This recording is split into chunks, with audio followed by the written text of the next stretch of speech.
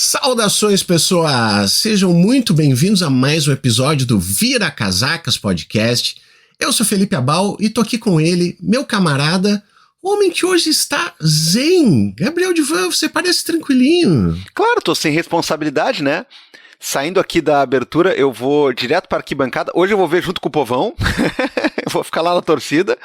E é isso, cara. O episódio tá daqueles, né? E eu tô empolgado para agitar as bandeiras lá, puxar o Grit Guerra e bater o tambor. Muito bom, cara. Infelizmente, então, o senhor não vai nos acompanhar, mas vamos fazer o possível para suprir a sua falta, né? Aquele negócio do cara que sai do banco, assim, vem e tem responsabilidade de assumir essa camiseta aí, Gabriel. Pois é, com certeza. Mas assim, ó, eu vou te dizer, antes da gente começar a gravar agora, eu fiz uma coisa que mudou meu humor.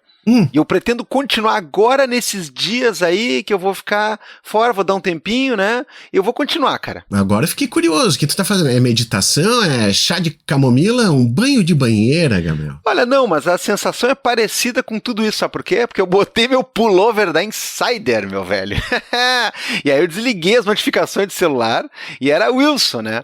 Roupinha macia no corpo, silêncio no celular, pronto, modo conforto ativado, né? Não é bem a banheira, mas assim, é uma banheira espiritual, Felipe. Olha só, cara, o famoso ritual da paz. E tem aquele negócio, né, cara? O pullover da Insider é perfeito pra isso. Toque macio, o tecido famoso, já que regula a temperatura, leve por fora, quente por dentro. É como se a roupa, né, fosse o teu terapeuta. Ele diz assim pra você: calma, respira. Tá tudo bem. Ó, não fala assim não, porque de repente a roupa é terapeuta e ela diz assim, obrigado, deu por hoje e tal. Um corte lacaniano. Volta semana que vem, né? Ou senão a roupa em si, vamos insistir nesse ponto, não, esse eu não quero. Não, aqui é só alegria, né?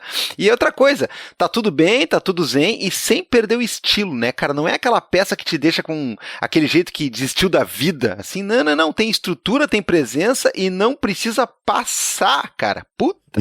Pra mim, assim, ó, uniforme oficial, do estilo assim, ó, não me cobrem hoje. Serve pra ficar em casa, pra trabalhar no home office, pra dar uma volta na rua, sem parecer que você saiu direto da cama. E o melhor, não pega cheiro, não amassa, não esquenta demais, Gabriel. Olha, o meu é lindão, assim, é verdinho. Qual é a cor do teu aí? O meu também tem o verde. Vamos combinar nós dois que sair, a gente parece os Terrence and Phillip, daí assim, então... Isso. Bom, você que tá nos ouvindo aí e curtiu a ideia de meter o pullover aí pra fazer o conforto e a elegância ao mesmo tempo, então já sabe, né? Quer apoiar o podcast e ainda se vestir com, inteligência? Vai lá no site da Insider e usa o nosso cupom Vira Casacas Podcast. Tudo juntão, caixa alta, porque aqui não é brinquedo não, Vira Casacas Podcast. Tudo junto. Perfeito. Vista o pullover, desliga as notificações do celular e agora curta esse episódio conosco que nem o Gabriel Divan. Né, Gabriel? Eu já separei aqui meu amendoim torrado, né? Vou botar uma almofadinha no concreto, né? Como nos velhos tempos, e vou me preparar pro recital. Fica sentado, senão, ó o mijo. É, exatamente, senta. Não atrapalha ninguém. Quando é escanteia, levanta, canta, porra. Aí quando outra, senta. Como diz o meu pai, parece missa, né, cara? Senta, levanta. Ai. Mas enfim, Gabriel, antes da gente ir pro nosso episódio, então vamos dar aquele aviso pro pessoal. Se você quiser apoiar o Vira Casacas, você pode dar o RT, você pode compartilhar, manda pro pessoal da família ali, né, no grupo de WhatsApp, lá no grupo da turma, que eu sei que tu tem algum grupo desses assim, diz assim, ouça isso aqui, parem de falar bobagem, que tá bom demais. Ou também você pode apoiar financeiramente, que aí nos ajuda pra caramba. Tem uns grupos da turma que o cara manda e o pessoal fala, é por isso que ninguém mais fala contigo, João Pedro. Mas é isso aí, cara. O pessoal não aguenta a verdade, né? O pessoal não aguenta escutar o que precisa, então é isso aí. Vamos lá, apoia o Vira Casacas, não só compartilhando, curtindo, comentando, indo lá em várias das redes, é Instagram, é YouTube, é os streamings, é o nosso Blue Sky e você pode também colaborar num sentido mais substancial para que a gente consiga pagar nossas contas, pagar nosso servidor, remunerar com justiça e elegância as pessoas que trabalham com a gente e tornam isso aqui possível toda semana. Você vai lá em apoia.se/viracasacas ou em orelo.cc, feito seu login lá, com seus dados de pagamento seguro, tudo muito bem cauteloso, tudo muito bem legal, e aí você deixa pelo menos R$5 pra gente. Felipe, a gente nem pede mais 10, 15, 10 mil, 32. Não, R$5 mensais, cara. R$5 mensais podendo pagar isso. E olha só, quem não tá podendo, a gente tá aí para falar por vocês também, né? É o nosso rolê.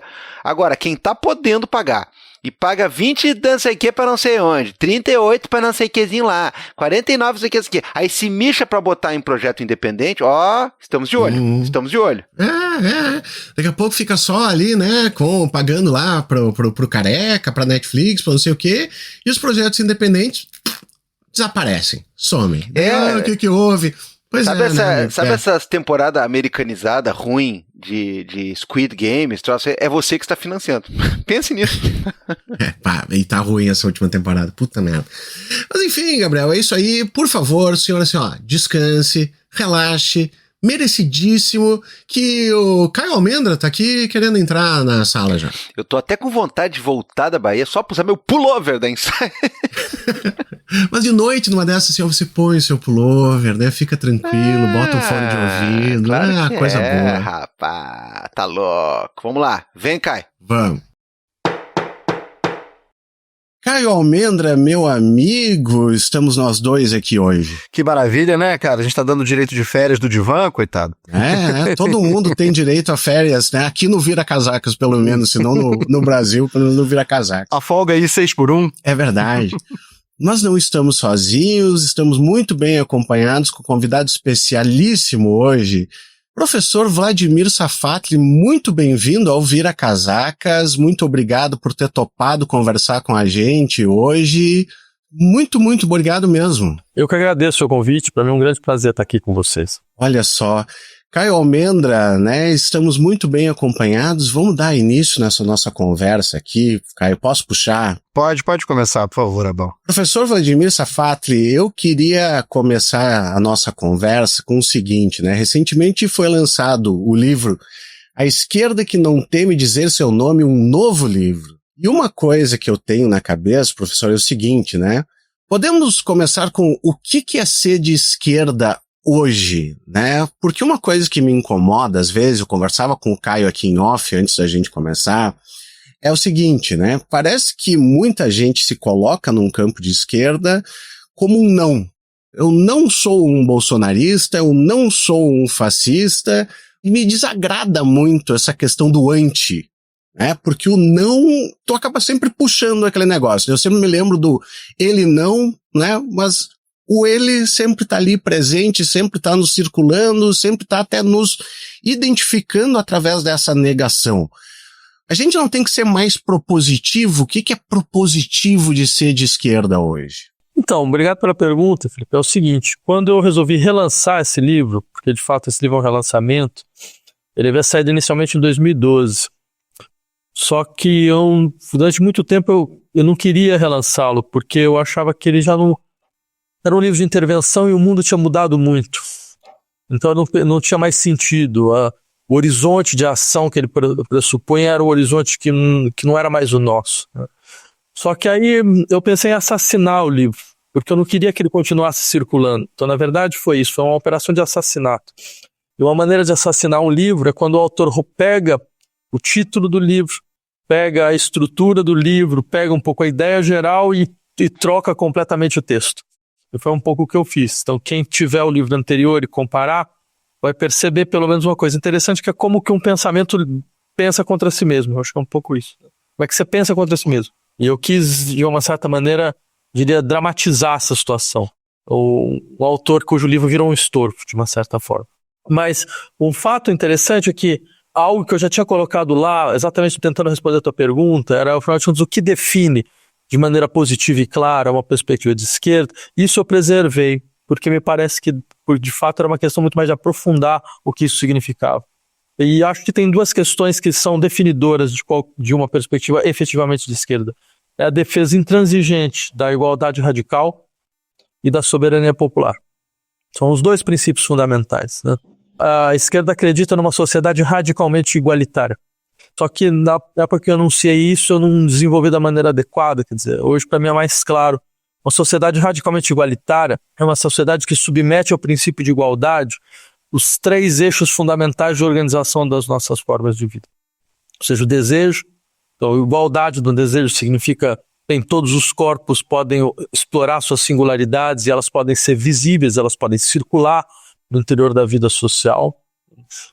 Na linguagem significa bem, nossas sociedades elas têm matrizes de experiência, de memória, que se constituem em linguagem, de saberes que se constituem em linguagem. Essas matrizes são múltiplas, elas não são uma só. Então você tem uma multiplicidade dessas matrizes que precisa circular em pé de igualdade.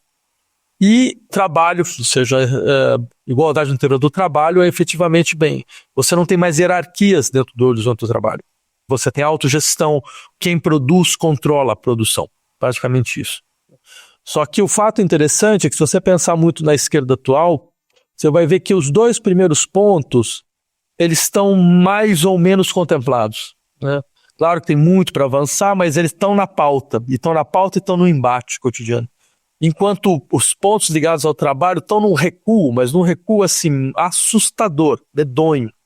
E o que acontece é que quando você tem um eixo desses 3 polos que funciona mal, ele inviabiliza os outros 2. Entendeu? Ele faz com que os outros 2 pareçam mais ou menos falsos. Então é importante, não dá para você fazer uma coisa assim, primeiro a gente resolve um problema aqui, depois a gente resolve um problema ali. Você tem que... política às vezes tem isso, é uma operação de tudo ou nada. Você tem que impor o mesmo princípio em todas as esferas ao mesmo tempo. Senão vai correr o risco de dar a impressão de que a gente cuida de um tipo de problema e de um tipo de sujeito e descuida de um outro tipo de problema e de outro tipo de sujeito. Esse é um ponto que eu acho interessante, assim, porque essa falsidade que surge quando a gente... falsidade no sentido de não ir no âmago que interessa. E aí você acaba sendo acusado de ser falso, apesar de possivelmente você estar sendo genuíno no seu ímpeto de lutar por igualdade de gênero ou o que for. Essa falsidade que surge quando você tem um desses 3 polos muito defasado ou muito em recuo, como você utilizou, ela acaba impondo uma ideia de falsidade à esquerda como um todo. Eu acho que essa imagem da esquerda como um espaço não autêntico, e aí o termo que se usa é onde se play politics, é onde tem a politicagem. A gente está defendendo algo não para transformar, a gente está defendendo algo não para chegar a você, e aí dando um exemplo cínico, mas muito engraçado do mundo contemporâneo, assim, ontem eu fui perguntado sobre o caso Epstein, o que eu achava daquilo, e eu comentava assim, é muito curioso porque os grandes defensores que aquilo é muito relevante comentam que aquilo é não político, aquilo é sobre pessoas. E eu acho esse argumento tão engraçado, porque primeiro ele afirma que a política não é sobre pessoas, então isso denota uma exclusão da dimensão de classe material da política americana. E por outro, isso evidencia que no final das contas, talvez num caso singular, super bizarro, a gente teve um episódio inteiro para falar sobre a questão em si, só eu e a Bal falando, tivesse uma dimensão de classe muito clara. É um caso que na sua bizarrice ele quebra uma dimensão de classe muito clara.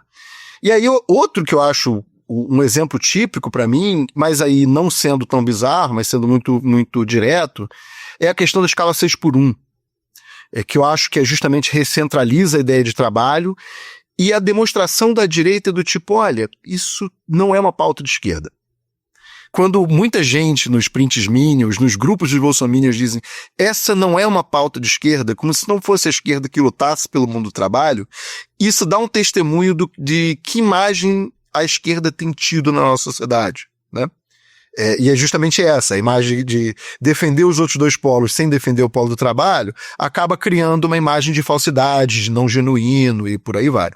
E é por isso que eu aposto bastante na escala 6x1 como sendo a pauta de reversão desse momento político histórico que a gente tem.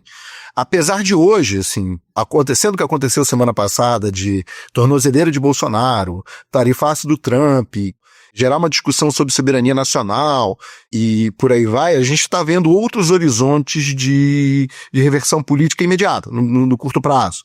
Aumenta a popularidade do governo Lula e por aí vai. Então, Caio, eu acho as colocações que você fez muito importantes mesmo. Eu diria primeiro, de fato, volta a insistir nesse ponto, quando você recua, quando você deixa muito defasado um horizonte de luta pela igualdade, os outros dois ganham esse ar de falsidade que você colocou tão bem. Eu acho que assim, eles vão dando a impressão de que na verdade a gente está querendo defender interesses de alguns grupos. É basicamente isso.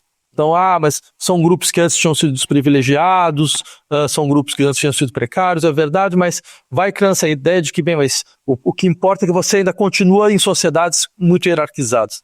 Então, acho que a gente tem que ter todo o cuidado, a gente não pode desqualificar esse tipo de colocação.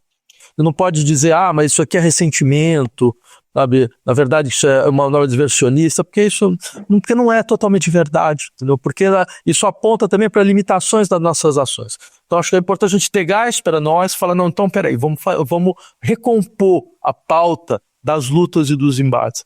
Você trouxe a questão da escala 6x1, uma lembrança muito válida, de fato. Foi o primeiro momento nesses últimos anos que a esquerda saiu das cordas, ela conseguiu impor uma pauta, depois assim, foi 2 anos e meio que a gente estava em recuo, num governo, foi a primeira vez que a gente conseguiu botar uma pauta. E veja que coisa interessante, porque a pauta já é recuada, mas já é recuada de uma maneira completamente inacreditável. Porque o que a gente está tentando lutar? Porque o sujeito ele possa ter um dia de suspensão da sua espoliação em 6 dias. A gente tá lutando passa a ter 2. Hoje ele tem 1, passa a ter 2. Exato. Mas você percebe, a gente não está fazendo uma luta, vamos botar jornada de 30 horas semanais, qualquer coisa parecida, né? Que era mais ou menos o que onde a gente estava há uns anos, uma década atrás, como um horizonte de luta. Quer dizer, eu não estou desqualificando, eu acho fundamental. Quando apareceu, eu aplaudi de maneira imediata, falei, até que enfim, a gente está conseguindo colocar um elemento importante para recompor essa balança. Mas eu acho que o simples fato de que essa ter sido a nossa pauta nesse horizonte já mostra como a gente estava completamente desguarnecido nessa reflexão. Sim. Completamente desguarnecido, ou seja, a gente não estava forçando a sociedade a falar, não, eu quero que as pessoas trabalhem cada vez menos, porque elas não precisam trabalhar tanto assim, porque afinal de contas uma sociedade rica, não é uma sociedade onde você precisa trabalhar 12 horas, sociedade rica onde você trabalha 3, 4 horas por dia e pronto. Vale lembrar assim, a pauta do movimento Vida Além do Trabalho sempre foi escala 4x3. A questão é que quando você puxa o slogan de escala 6x1, você já puxa a negação do 6x1, o imediato é as pessoas pensarem em 5x2. Uhum. E eu acho que eles jogam com isso. Eles sabem que se jogarem 4x3 o tempo todo no slogan, eles vão apanhar. A forma de começar o recuo é dar o primeiro passo e ir devagar nessa história. Diria assim, estrategicamente faz todo sentido mesmo. Eu estou nessa posição. Quer dizer, se você bota 4x3, vão taxar de louco, é só isso. Vão falar, isso é completamente irreal. Mas isso eu queria insistir. A gente chegou numa era onde botar 4x3 é uma coisa irreal. É completamente irreal. E você falou uma palavra que eu acho bastante importante, assim, que a gente esquece. Numa sociedade rica, e tem uma frase que eu gosto muito que é virar e dizer assim, a sociedade humana nunca foi tão rica. O trabalho humano nunca produziu tanto, com tão pouco. E isso ainda considerando uma ideia de bullshit jobs, a gente produzir muita gente trabalhando para não produzir nada além de uma guerra intestina do capitalismo, de que não é algo produtivo para a sociedade como um todo, ainda assim, o trabalho nunca gerou tanta riqueza. E nós temos a eterna imagem de que a sociedade é pobre demais, não consegue pagar direitos, nós temos que ser austeros, nós temos que cortar tudo que se pode, o salário tem que ser diminuído, o trabalho tem que ser aumentado, apesar de, estatisticamente, matematicamente, e o curioso é isso também, né? É o Jornal Econômico que nos conta que a sociedade nunca foi tão rica.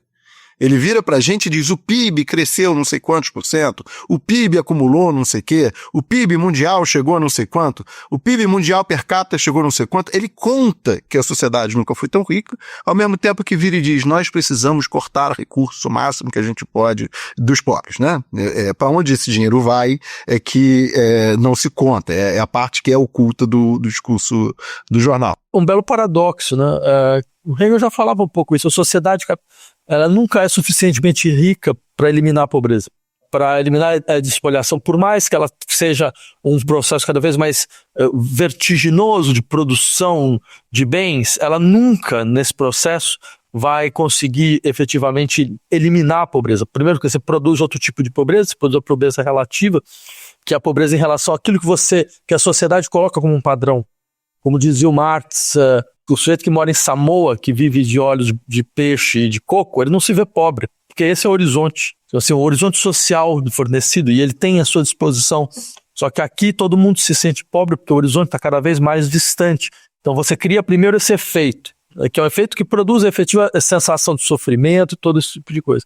É uma coisa que o Eduardo Vieira de Castro comenta, que primeiro se transformou indígenas em pobres para depois se transformar em trabalhadores, né? No Brasil o processo é esse. Não, ele tem toda a visão, né? É. Agora, tem também um outro elemento que tem uma questão interessante. Já um economista dos anos 50, o keynesiano, que não era totalmente estúpido, Galbraith, né? Vai insistir, olha, não existe sociedade da penúria, nunca existiu. Então, talvez nem exista a sociedade da abundância também. Quer dizer, nunca teve uma sociedade que viveu em uma extrema penúria, né? Isso é só uma mitologia, a mitologia da escassez. A escassez é uma mitologia econômica, no sentido mais forte do termo, né? É quase um elemento teológico, é a finitude, né, do campo da economia. Ah, mas você tem recursos escassos. Você tem recursos escassos a partir de que perspectiva de produção? A partir da perspectiva de produção do capitalismo, sim, são totalmente escassos. Mas a partir de outras perspectivas de produção, eles nunca foram escassos, eles foram abundantes, né? Quer dizer, a questão toda é um pouco esse padrão de riqueza. Talvez uma questão interessante seja essa, era questionar, né? As nossas sociedades não são ricas. E é possível que já tenha tido sociedades muito mais ricas. Sociedades ameríndias eram muito mais ricas do que as nossas. Por quê? Porque elas têm tempo livre. Todo mundo tem tempo livre. Aqui ninguém tem tempo livre. Você não consegue desenvolver sua sensibilidade, enriquecer suas atividades, porque você está totalmente funcionalizado em uma atividade. Que riqueza é essa? Quem é rico nisso? Você está percebendo? Então, acho assim, tem uma equivalência entre riqueza e produção de bens que é falsa. É falso. A partir de qual parâmetro isso aí? Só a partir do parâmetro de produção do capital, é só isso. Mas não parâmetro da realização social, eu diria assim. Sim. Professor, eu queria juntar essa ideia com uma outra coisa, né? Porque assim, quando a gente fala até dessa questão da escassez, do que é ser rico, de tudo isso, assim, o capitalismo tem muita capacidade, ele é muito bom em manipular o desejo, né? E cada vez a gente vê mais estudos exatamente em torno dessa questão, até utilizando novas tecnologias, etc., de manipulação do nosso desejo, de criação de desejo e tal. Nós temos como manipular, como mobilizar, melhor, não quero manipular, eu quero mobilizar o desejo coletivo em prol do nosso campo, porque eu vejo, assim, algumas coisas, por exemplo, utilizadas pela esquerda, que deveriam ser melhor utilizadas para a questão de apontar novos caminhos. Me incomoda muito, por exemplo, quando a gente tem questão de voltar no tempo uma nostalgia de um Fordismo, sabe?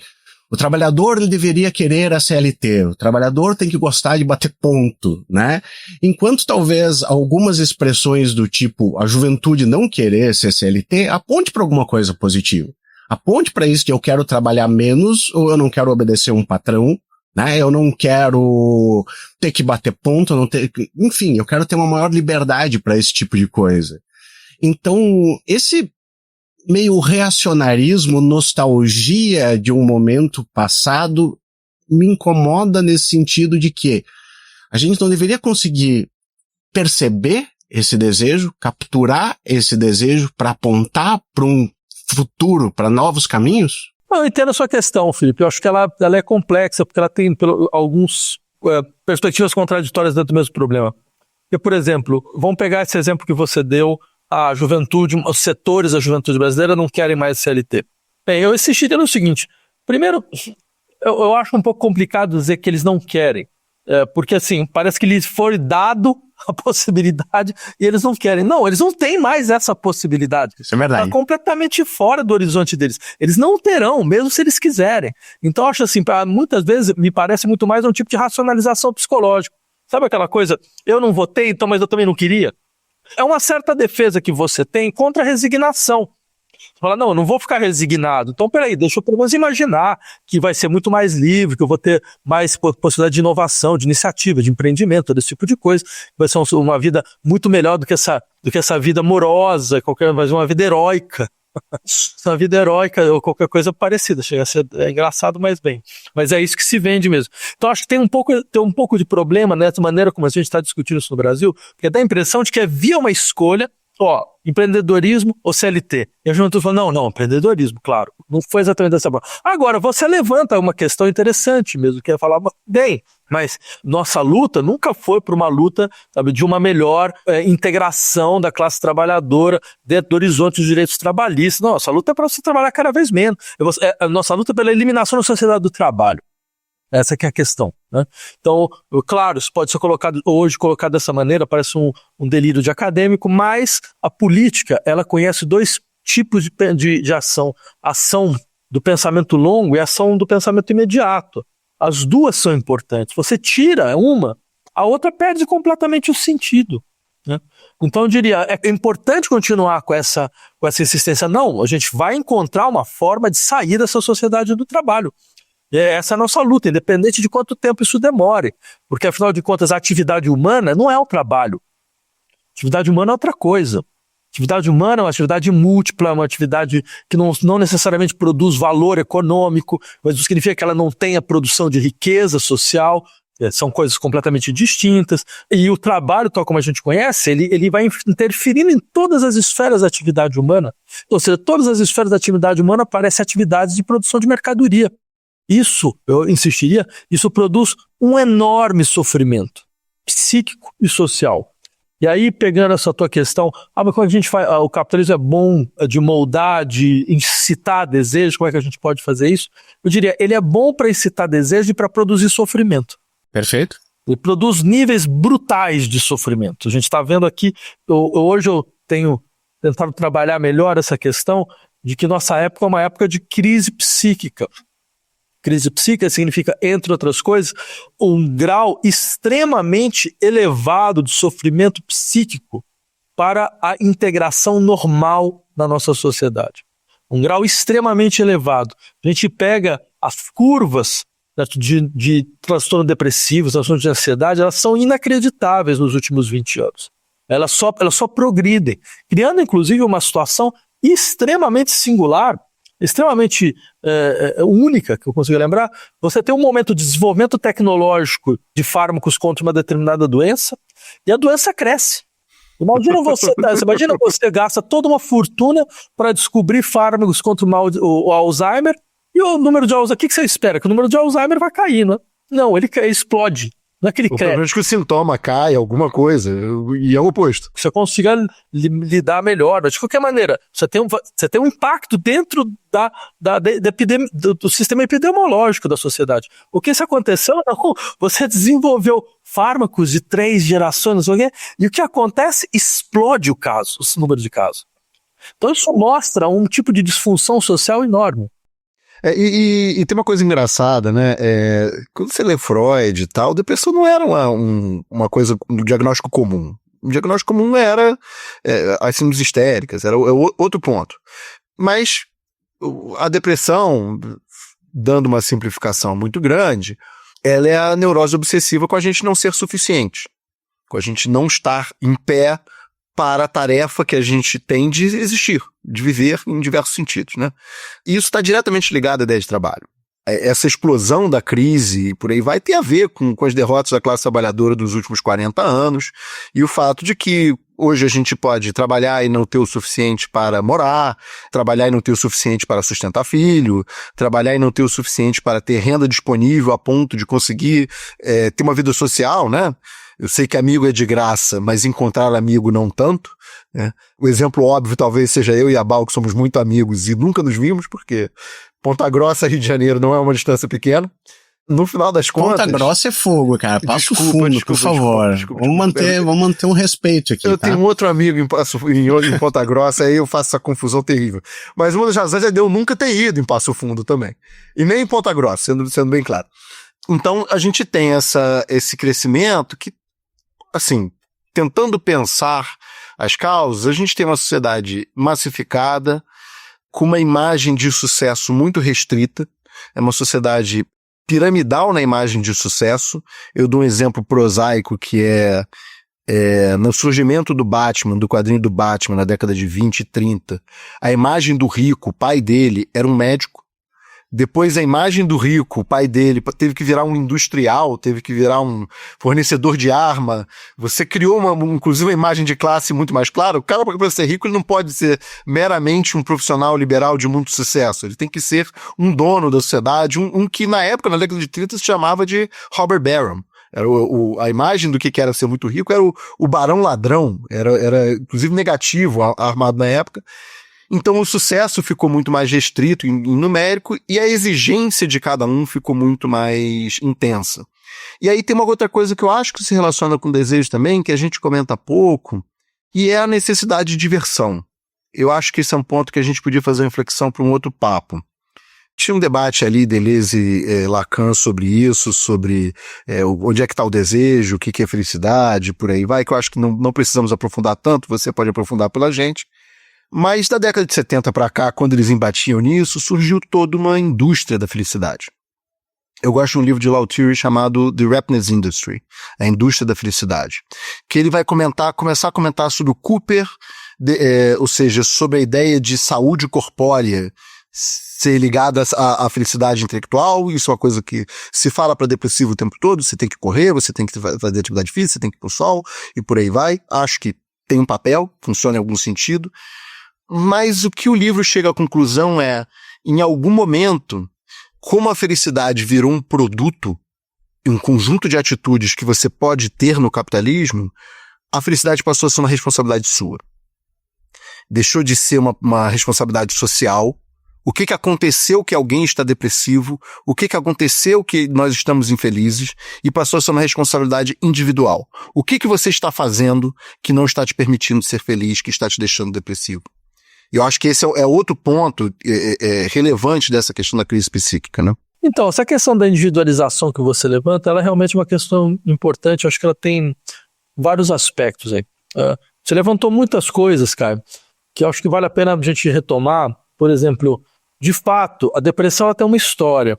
Ela aparece, basicamente, enquanto categoria clínica, no final da década de 70, com DSM-3. Aí ela se estabelece como categoria clínica à parte, né? Até então, ela estava dentro de outras categorias. É bom se lembrar, por exemplo, os primeiros antidepressivos, eles aparecem nos anos 50. Né? E quando eles aparecem, a indústria farmacêutica ela tem dúvidas sobre se vale a pena comercializá-los ou não, porque o número de depressão era ínfimo. São as coisas, exatamente. É muito impressionante isso. Bem, é claro, como você bem colocou, você tem uma mudança, a gente mudou nossa forma de sofrer. Inclusive, isso é um objeto de um livro que eu estou escrevendo, então como a gente mudou nossa forma de sofrer.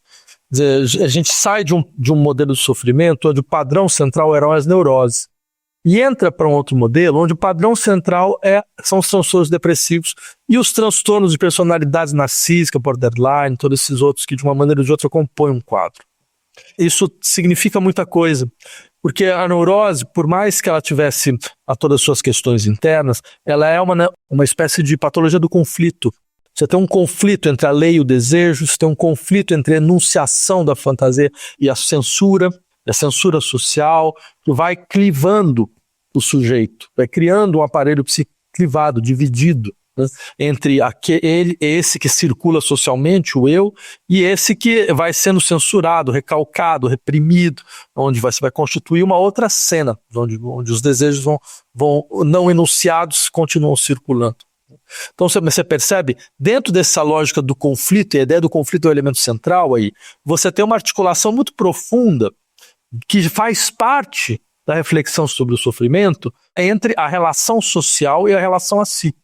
Porque se há um conflito entre a lei e o desejo, bem, a lei não foi uma coisa que eu inventei. A lei estava aqui antes de mim. A lei constitui o laço social. Então, ou seja, é um conflito com o laço social. É um conflito com sistemas de identificação ao laço social. Bem, isso sai de cena para um outro tipo de padrão de sofrimento, que é a depressão, onde não é mais a ideia do proibido e do permitido. A ideia da potência e da impotência. Do que eu sou capaz de fazer e o que eu não sou capaz de fazer. seja, você não tem uma espécie de limitação social que ela mostra o seu lado irracional no sofrimento, nos corpos dos sujeitos. Então você problematiza também o laço social. Você problematiza a estrutura da família, você problematiza a estrutura do Estado, você problematiza a estrutura dos modos de produção, da empresa. Isso sai na depressão. Para uma individualização da doença. Você colocou isso muito bem.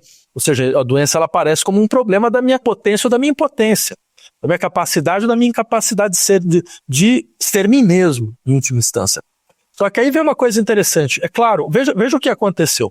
Você vai criando um modelo de sociedade onde você vai implodindo todas as estruturas sociais de solidariedade. Sai os sindicatos, que não era só um sistema de defesa de interesses trabalhistas, era um espaço de convivência social. Era um espaço de constituição de identidade coletiva.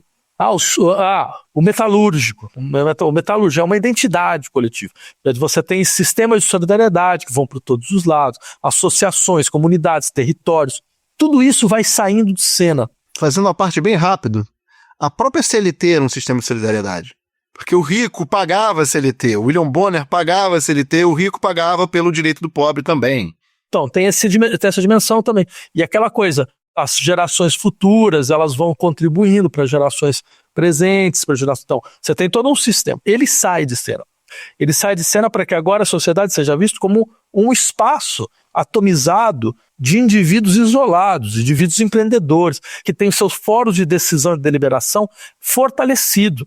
Então, tudo depende muito mais agora da sua iniciativa, da sua capacidade de tomar frente do processo. E nesse momento o que acontece? Quando você aumenta as exigências em relação ao eu, o eu implode.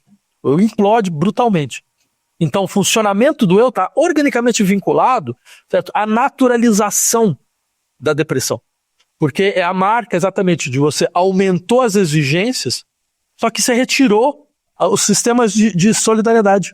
Não? Que era o que dava potência para todos nós. Era o que dava, exatamente, era o que dava potência, exatamente. Agora, professor, eu gosto muito do Mark Fisher nesse ponto, inclusive, né, em vários outros também, mas ele exatamente falava que a questão do adoecimento mental, né, da saúde mental, e a questão da crise ambiental seriam dois pontos muito férteis exatamente para se utilizar na política e para conseguir, né, angariar mais pessoas, ter um ponto de pautas para a gente erguer nessas duas questões que são muito urgentes. Né? Isso que se fala, então, poxa, a gente está adoecendo muito, a gente está adoecendo mais, a gente não está se sentindo bem. E, de novo, né? Ou é genética, né? Puxa aquele negócio, não, mas existe um gene do não sei o quê, ou é uma questão de, né, serotonina, que você tem pouco, então a gente precisa rever o seu balanceamento químico, e todas essas outras coisas, né? Poxa, burnout. Burnout é uma coisa que é recentíssima, né? Não é algo que se falava a respeito disso. Como é que a gente consegue politizar? São questões políticas, né? Mas eu digo, então, trazer exatamente para a política como demandas, inclusive nessa questão, né, a 6x1, é uma questão, né, de você tirar isso aí por uma questão de saúde, né, por uma questão de saúde física, por uma questão de saúde mental. A questão, até quando a gente vê agora sempre reclamando, né, do home office, não, tem que ir presencialmente para não sei o quê. A questão do home office é uma questão climática também. Você tem prédios inteiros, pessoas gastando combustível para ir até o local de trabalho, para voltar, para ligar computador, para ligar a luz, para consumir, né? Mas aparentemente a gente não consegue mobilizar essas coisas. Continuam de novo sendo adoecimento mental uma coisa individual, né? E a questão climática parece tudo, a gente resolve depois, ou a gente vai ver e passa projeto de lei de devastação, cada vez menos proteções, mas não mobiliza exatamente as pessoas. Então, acho que você colocou muito bem essas questões. Eu também concordaria contigo. Eu acho que assim, a crise ecológica e a crise psíquica que são as crises fundamentais de mobilização da esquerda. São crises que só a esquerda pode ter uma resposta satisfatória a elas. Por quê? Porque a crise ecológica, ela coloca de uma maneira como nunca vista na história, ela dá ao nosso sistema atual de crises uma característica única. Porque ela coloca como nunca vista na história a irracionalidade completa do sistema capitalista.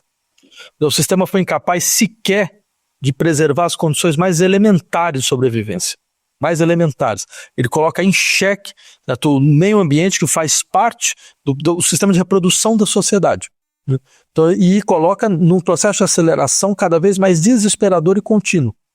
Então isso mostra, afinal de contas, a profunda irracionalidade do sistema que determina nossas vidas. E, mais uma vez, em uma dinâmica temporal cada vez mais curta. E é muito interessante porque o que o capitalismo faz diante das crises ecológicas? Nada. Faz absolutamente nada. A parte de gastar uma fortuna para fazer esses espaços de discussão, deliberação mundial que não servem para absolutamente nada, para não deliberar completamente nada, simplesmente fazer as pessoas saírem indo de um lado para outro, como se tivesse alguma capacidade de deliberação. O que acontece, ele simplesmente faz a gente normalizar, naturalizar catástrofes e crises ecológicas, só. Veja, você está aí no Rio Grande, quer dizer, o Rio Grande, infelizmente, sofreu uma das piores catástrofes ecológicas que o país conheceu. O Estado está em reconstrução. Como é que ele está em reconstrução? Está em reconstrução questionando o modelo de ocupação do solo e da terra que gerou as condições para essas crises, para essa catástrofe, né? Criando grandes fundos de obras públicas para defesas de catástrofe, retirando, então, daqueles que realmente podem contribuir, uma contribuição de solidariedade que diz respeito a crises ecológicas. Certo? Você problematiza o modelo de desenvolvimento, que tá nada disso. E a gente sabe que o Rio Grande pode cair 5 vezes abaixo d'água, não vai fazer nenhuma diferença, o país inteiro pode cair, e não vai fazer, vai continuar dentro do mesmo espectro. Ou seja, a única coisa que o capitalismo nos faz é normalizar, criar um afeto da indiferença e da dessensibilização em relação ao custo humano impagável da aceleração dessas crises. Cada vez mais impagável. Porque daqui a pouco a gente vai ter outros fenômenos. Vão ter fenômenos de grandes migrações climáticas. Quer dizer, daqui a 30 anos, aqui no interior de São Paulo, vai ter áreas inabitáveis, áreas desérticas. Pura e simplesmente. Você vai ter que mobilizar a gente que está em cidades para ir para outro lugar. Você imagina o tipo de conflito social que você vai criar. Problema social. De repente vem 500 mil pessoas para cá, para ir para a tua cidade. E como é que você vai fazer? Então você percebe? Esse é o horizonte. E o horizonte de crise psíquica, desse sofrimento psíquico, que o capitalismo nos fornece? Nada. Absolutamente nada. No máximo, certo? Uma mudança da função social do diagnóstico. Hoje em dia, por exemplo, há 10 anos atrás, você ter um diagnóstico era um motivo de vergonha social. Você escondia. Tenho depressão, não vou falar para ninguém. Agora, hoje não. Você fala por quê? Porque sabe quando você falar, alguma coisa da violência social vai ser paralisada por um tempo. Entendeu? Você está lá no trabalho, o sujeito que te arrebenta todo dia, se você fala, não, eu sou autista, ele vai... Então, peraí. É quase quando você fala, não, para. Entendeu? Mas é claro que isso tem todo um preço, é um preço terrível, mas a gente entende bem, quer dizer, cada um tem as armas que tem. Agora, o que a esquerda pode fazer? Aí vem uma questão interessante, que é a tua questão. Bem, no que diz respeito à crise ecológica, ela pode fazer muita coisa. A começar dizendo, não tem possibilidade de sair desse horizonte de crise ecológica com um modelo de desenvolvimento e um modelo de produção que é o nosso. Não tem para onde. Sabe, você não vai conseguir parar a queimada e enquanto você ficar dando 40 bilhões de reais para o plano safra. Você não vai conseguir. Não tem como. É uma contradição profunda. Você pode modificar seu modelo de ocupação de terra, para modificar seu modelo de produção, você pode modificar todas essas bases. E, bem, isso é absolutamente factível dentro de um horizonte que compreende que as relações econômicas produziram essa crise. E é a suspensão delas que vai conseguir, de uma certa maneira, paralisar o processo. Por isso que eu tenho muito problema em utilizar, por exemplo, as temáticas do antropoceno. Porque eu acho irreal. Eu acho intelectualmente desonesto. O que significa antropoceno? Significa, então, que a humanidade ela virou um fator de transformação geológica? Que humanidade é essa? Como assim? A humanidade como sujeito de ação não existe. Durante séculos e séculos, a humanidade teve um impacto residual na transformação do meio ambiente, residual. Foi com a Revolução Industrial, com o desenvolvimento do capitalismo fóssil, certo? Com a exploração, com um certo modelo de desenvolvimento que você vai progredindo esse processo. Né?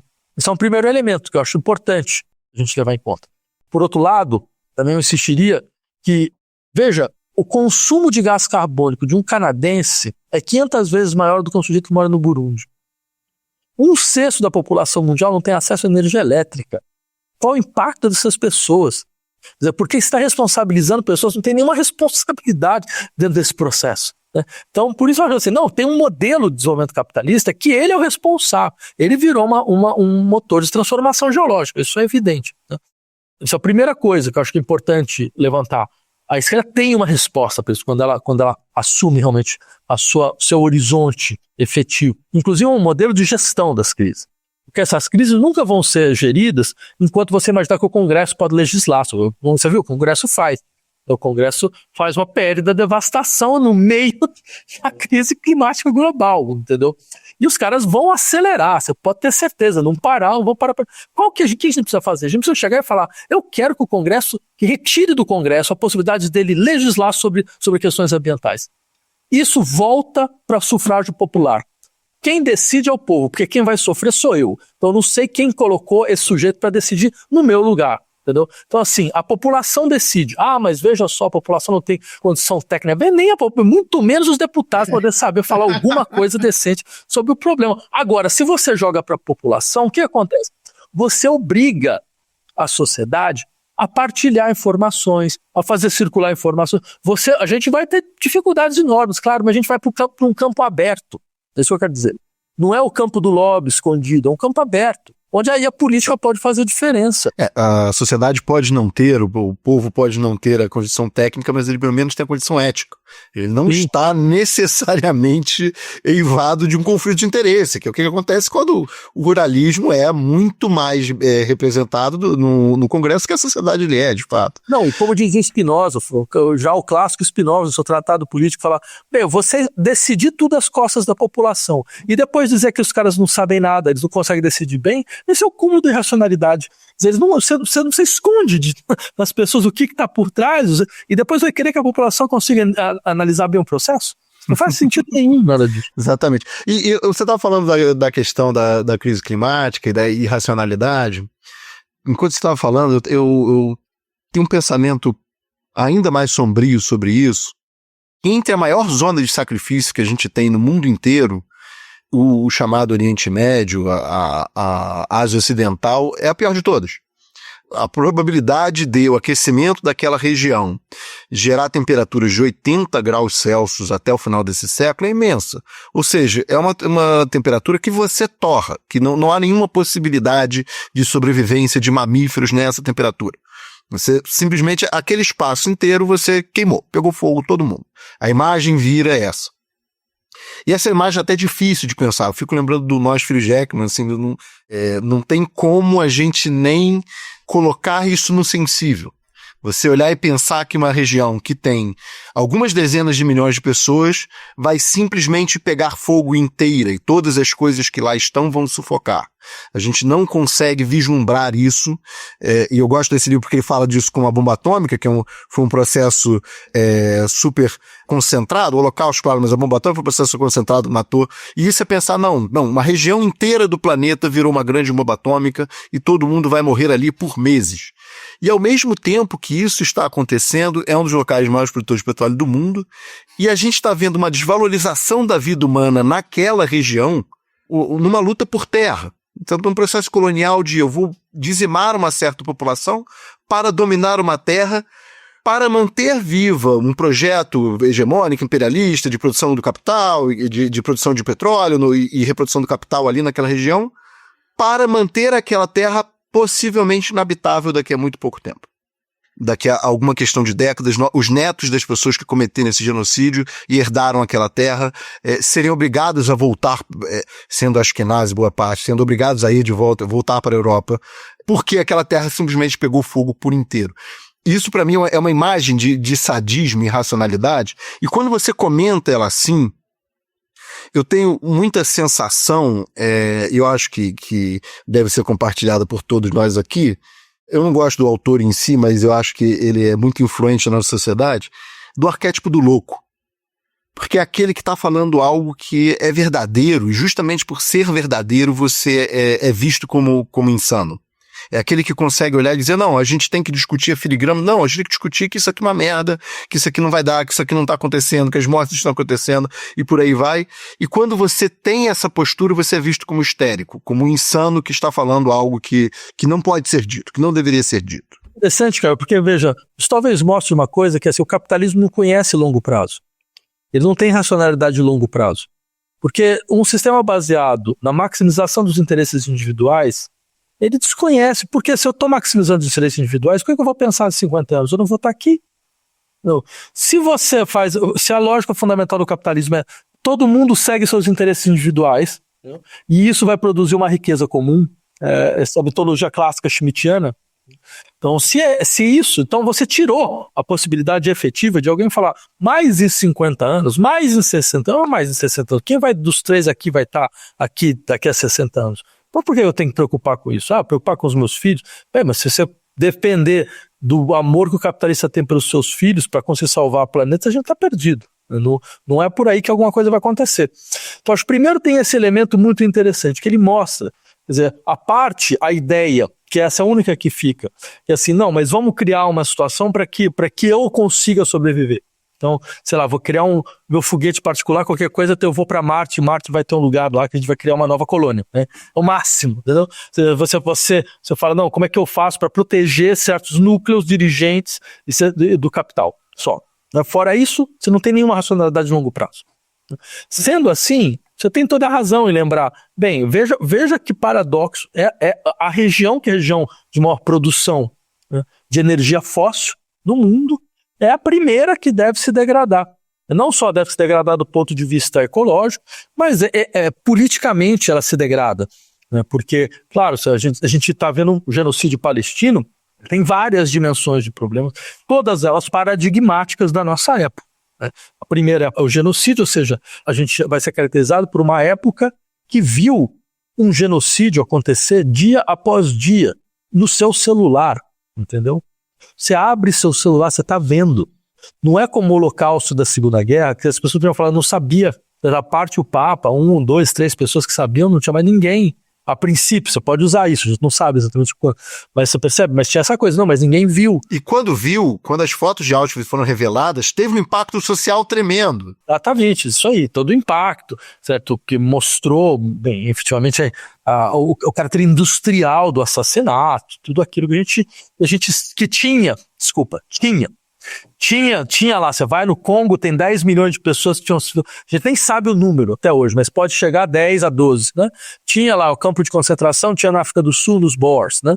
A Guerra dos Boers. Mas, de qualquer maneira, era tudo colônia, entendeu? Tudo colônia, então colônia não tem visibilidade, essa é a primeira definição da colônia, o espaço sem visibilidade, ninguém vê o que acontece, né? Só que nos países centrais, aí não. Aí não tem como admitir. Agora não. Mais uma vez, você vê tudo acontecendo dia após dia. Dia após dia. Destruição após destruição, crianças mutiladas atrás de crianças mutiladas, e nada acontece. Né? Então, assim, além desse dado catastrófico, brutal, medonho, aterrador, indescritível, você ainda tem um fato que, assim, é claro, a articulação entre o Estado de Israel e os interesses de antigas potências coloniais é mais do que evidente hoje. Quando um sujeito como o Friedrich Merz, né, o chanceler da Alemanha, fala o governo de Israel está fazendo um trabalho sujo por nós. Ou o Biden na década de 90 que disse se Israel não existisse, os Estados Unidos deveriam inventá-lo. É toda uma questão sobre que tipo de projeto foi esse. Se ele degradou nesse ponto é porque de fato tinha algum problema em algum lugar. Né? Então assim, tem toda uma série de questões. Bem, eu não sou contra, numa situação como a atual, sabe, que as pessoas falam, não, mas vamos tirar o Estado de Israel de lá, não tem o menor sentido fazer um negócio desse. Eu não quero que as pessoas fiquem sem Estado, eu quero que as pessoas tenham Estado, todas tenham o direito de ter, né? Mas a questão é que, bem, você vê uma articulação muito clara, é um ponto avançado do colonialismo internacional, e que faz políticas coloniais muito, muito explícitas. E assim, é quase pedagógico, entendeu? Por exemplo, a teoria do escudo humano. Você acha que a teoria do escudo humano foi desenvolvida onde? Todas as guerras coloniais conhecem essa teoria. Não, mas eu tô massacrando por quê? Porque eles estão utilizando a população civil como escudo humano. Mas isso te dá direito de massacre? Mesmo se eles tivessem efetivamente fazer isso, isso te dá direito de massacrar a população? De onde saiu essa correlação? O assaltante a banco tem um refém, o que a gente faz? A gente mata os dois. E na microescala a gente não aceita, na macroescala a gente acha totalmente normal. Não, você colocou bem, essa é a lógica mesmo. Você generaliza uma lógica que na microescala todo mundo vê que ela é irracional, que não faz o menor sentido. Entendeu? Então, mas é a lógica colonial aplicada. E isso me deixa completamente estarrecido, porque a gente é uma época, né, que gosta de se chamar, pelo menos do ponto de vista da academia, da universidade, certo? Uma época decolonial, né? Todo mundo fala que é decolonial. Aí quando aparece um conflito colonial na tua frente, você não vê ninguém falando. Todo mundo se cala. Eu conto na minha mão aqui as pessoas que, com atos heróicos, com coragem, teve a coragem de ir à frente, falar, utilizar seu espaço, perder seu espaço, para falar muito claro, dar nome ao problema efetivo. E eu posso te dar, mas assim, a mão de mais 500 pessoas, certo? De todas as pessoas que não falaram nada e que, no entanto, vão te importunar a vida toda com discursos decoloniais completamente fajutos. É isso que eu estou dizendo. Assim, porque isso mostra muito claramente o tipo de descomprometimento efetivo. Certo? O intelectual, ele não calcula. Essa é a primeira característica dele. Ele não calcula. Eu não calculo o que eu vou perder se eu falar tal XYZ. Não existe isso. Entendeu? Se você quiser fazer isso, é outra coisa, é um outro nome, é outro tipo de função. Mas alguém que está lá tentando mobilizar o pensamento crítico não faz isso. Inclusive, ele, se for o caso, ele até se volta contra si mesmo. Quando ele se pega fazendo algum tipo de autocontradditório, e não tem problema. O Sartre era bom nisso. Ele fala, não, é verdade, eu errei. Não, legal, ótimo. A falta desse tipo de coragem intelectual é brutal num momento como esse. E eu acho que tem uma outra dimensão dessa questão do genocídio em Gaza, que eu sempre comento. A gente falou muito de sofrimento intelectual e tudo mais. Não deixa de ser o capitalismo avisando pra gente que a nossa vida vale muito pouco.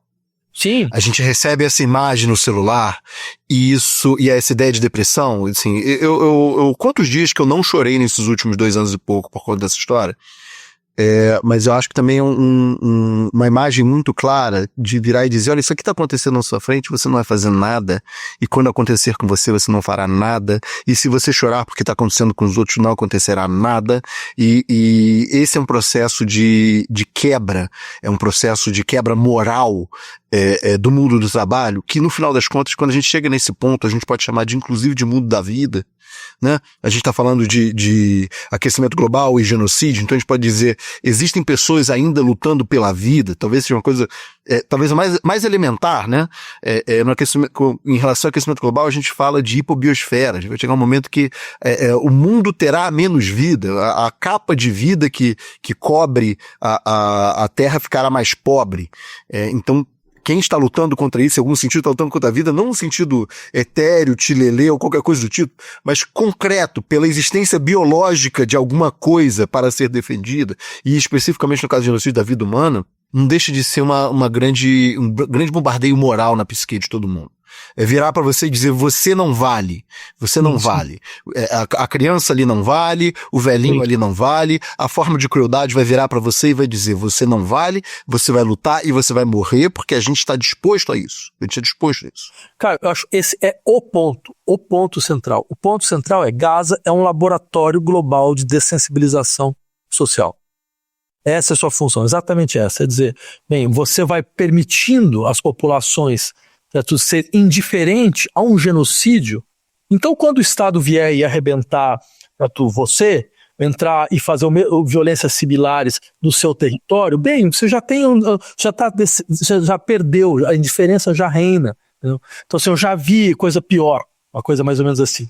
Então, quando o Trump vai e manda os Marines, manda tropa para gerir conflito social na Califórnia, né? Ou seja, podendo inclusive ter mortes e tudo isso, essa vai ser a segunda parte, né? Quando vai ter um segundo momento, vai ter novos conflitos, e aí o exército vai começar a atirar na sua própria população. Aí, qual que é a diferença? Você já viu coisas piores. Então, a ideia é você vai criando um laboratório global de dessensibilização, com uma condição para adequação das populações a uma nova lógica de governo. Que é uma lógica de governo de uma guerra permanente, de uma guerra civil permanente, é uma guerra civil global. É isso, esse é o horizonte. Não? O horizonte de você naturaliza uma guerra civil global. Né? E para isso você precisa modificar a estrutura dos afetos dos sujeitos. Você precisa modificar a psique dos sujeitos para que isso se estabilize. E é isso que está sendo feito. É isso que está sendo feito. Você tem toda a razão. Não? Quer dizer, não é só o sentimento da impotência. Putz, eu não tenho o que fazer. Né? Até porque é interessante, as populações fizeram muita coisa contra o genocídio. Você teve manifestações, 1 milhão de pessoas em Londres, 1 milhão de pessoas em várias cidades da Europa, manifestações aqui, no mundo inteiro. Mas os governos e a imprensa, não. Então você tem um descolamento, é muito interessante, isso explicita uma matriz completamente farsesca da democracia atual. Que democracia é essa? A sua população está falando está indo para um lado, você está colocando ela sobre o outro, você ainda está usando a sua lei contra a população. A população está falando, não, mas eu sou a favor dos palestinos. Não?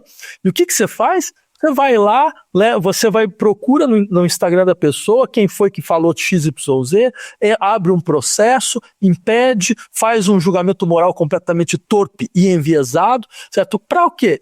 Contra a sua própria população. Se a França, a Inglaterra, se até a Alemanha fizesse uma votação falando qual que deve ser a posição em relação a isso, ela seria diametralmente diferente da posição dos governos. Que porra de... Desculpa, não devia estar falando assim. Claro que pode falar, porra. Aqui é liberado. Não perdendo. Que é isso?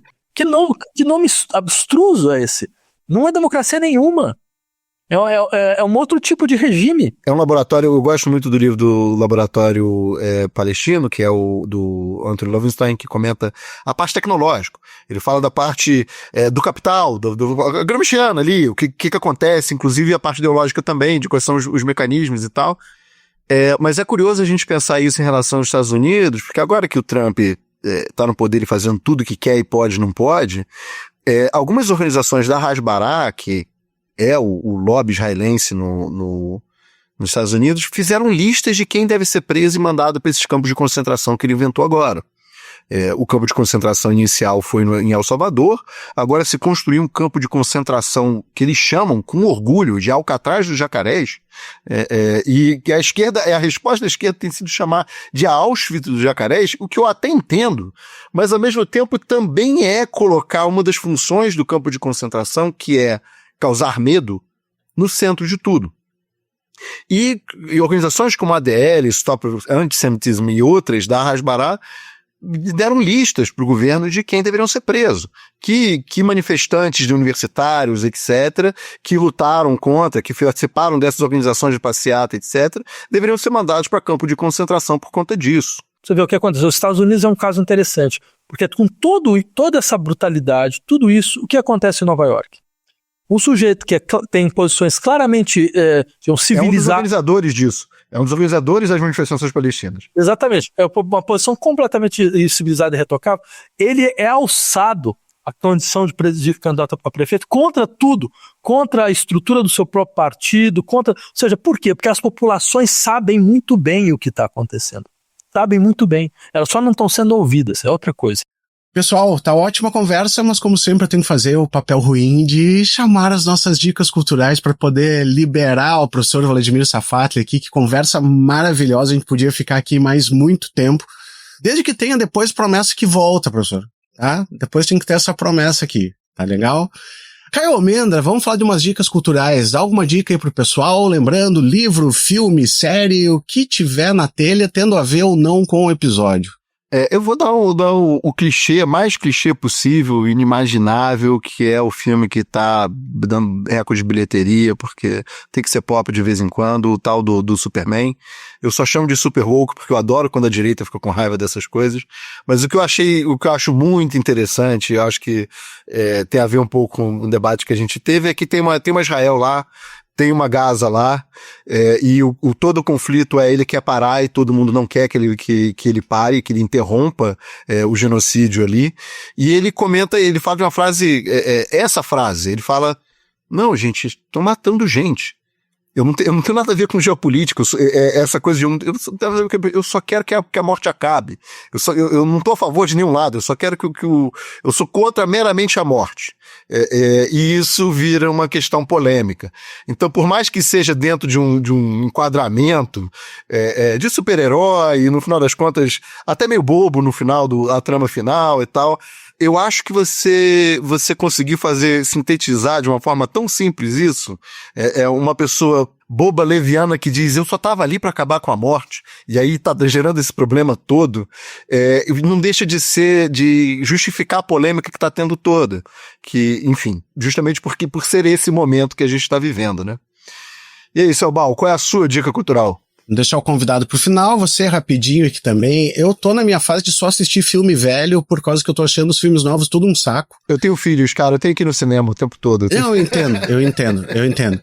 Mas eu tinha um furo na minha história no cinema, assim, de assistir, que eu não tinha visto ainda aquele Profissão Ladrão, que o título em português ficou horrível, do Michael Mann, né, que é o Thief. Thief, muito bom. E, cara, eu assisti, que filme bom, cara, bom demais ele, assim, o James Caan tá fabuloso no filme, negócio assustador.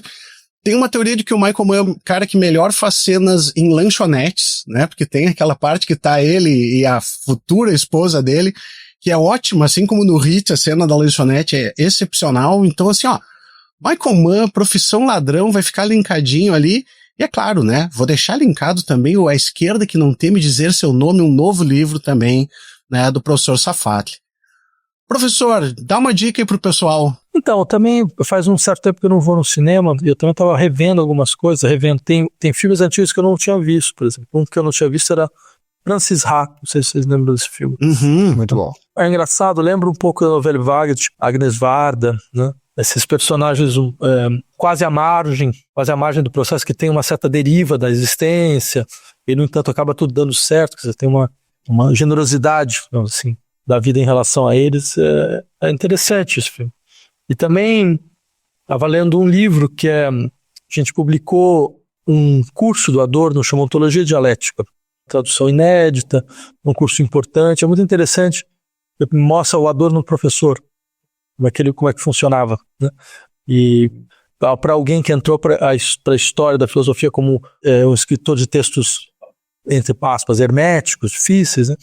Ver como a generosidade dele como professor, como ele faz aquela coisa de pegar na mão, né, e ir ponto por ponto, é muito tocante mesmo. Assim, o exercício de explicar ideias complexas de forma completamente simples. Muito bom, muito obrigado pelas dicas.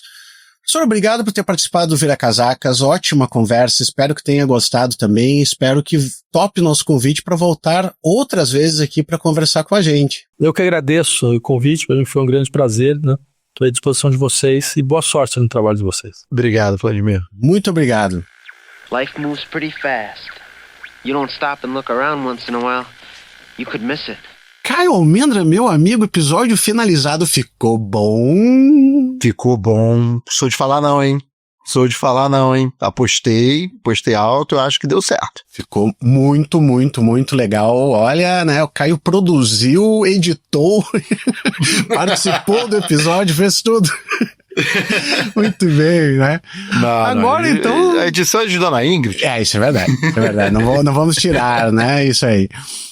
Mas agora, então, é nosso momento de dar um carinho, Caio, de mandar alguns vivas, alguns salves aqui. Tá pronto? Tô pronto, claro. Primeiro salve aqui vai pro Frederico Pistori, que lá no Blue Sky ele falou a respeito do nosso último episódio ali com a Manu, ele disse: excelente episódio, uma aula de investigação histórica constitucional.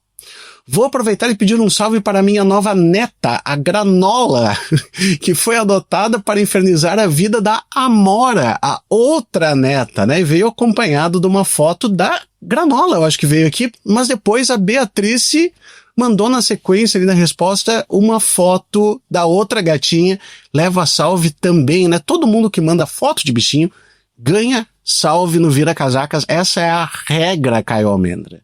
Então um salve pra Granola, pra Amora, pra Beatrice e pro Frederico. Tá certo. Sou muito fã de todos esses nomes aqui, cara. Eu guardei aqui, Caio Almendra, mais um salve também, né, pra você, comentário exatamente a respeito. Não sei se você viu lá que Maria Bethânia Sensível Demais ou @Gengiscona no Blue Sky. Botou Eu gostei lá. que outro dia teve esse drama todo aí de Vampetasse contra o Trump, e aí apareceu uma reportagem que tinha lá um nome de Blue Sky que era Xerecão alguma coisa. Isso é ótimo demais, cara. Mas, deu um repost numa matéria da Rolling Stone falando sobre o negócio do Grok com o aqueles companion de anime pornográfico, né, cara, que, porra, assim, ó, é só coisa boa que sai dali. E disse, ó, tranquilo demais deixar uma prostituta virtual nas mãos do Departamento de Defesa dos Estados Unidos, né? Li isso e lembrei na mesma hora dos RTs comentados 33 e 34 do Vira Casacas, porque o Caio Almendra causou um dano permanente na minha psique com eles. Perfeito, né, cara? Esses episódios, os 2 episódios do Caio Anon 1 e 2 estão sendo muito marcados por conta do Jeffrey Epstein agora, dessa maluquice. Os Caio Anon, né? E eu acho que até o RT comentado no geral tem essa mania de ser, infelizmente, premonitório em algumas coisas, que daí só aparece lá e o cara diz, né? Tá ali, ó. Falamos a respeito, né? É isso aí que acontece. Mas então ali, ó, tu vê que tu tá causando dano na mente das pessoas, né, cara? Isso é o objetivo, né? Então, assim, ó, parabéns. Todo crescimento não deixa de ser uma espécie de dano cerebral, né? Exatamente, cara. Tu quer dar salve pra alguém, Caio? Eu tenho um salve meio doido pra dar. Eu queria dar um salve pro Gabriel Tupi, que, pô, não responder, seria o nosso convidado. Outro dia a gente marca com ele. Não no modo carioca, a gente vai marcar mesmo. Ele tá convocado pra participar do Vira Casacas, tá? Tá bom, você tá convocado. Então tá beleza. Muito bem, Caio, muito obrigado, né? Muito obrigado por ter vindo aqui também, Caio. Né? Já é da casa, mas mesmo assim tenho que te agradecer sempre que aparece, porque contribui demais. Então, sem palavras, meu caro. Eu sempre digo para as pessoas que eu tenho que marcar episódio e tal, porque eu fico com saudade do Abel, cara. Se eu não marcar episódio, eu não falo com você, pô. Tem que marcar episódio de alguma coisa. Mentira, só mandar um WhatsApp, não me vem com isso aí, né? Tá certo. Gente, eu espero que vocês gostem muito desse episódio. A gente adorou fazer, na real. Os 2 saíram muito animados mesmo. E vale lembrar, né? Sem contribuir, cara, o Vira Casacas não continua em pé. Então tem que contribuir, quem puder, aquele capilézinho. Ajuda muito. Ajuda bastante, até porque, né, mesmo eu e o Caio, nós somos só homens normais, só homens inocentes, cara. Vamos dar um tchau pro pessoal agora. Tchau, galerinha. Valeu, gente. Um abraço.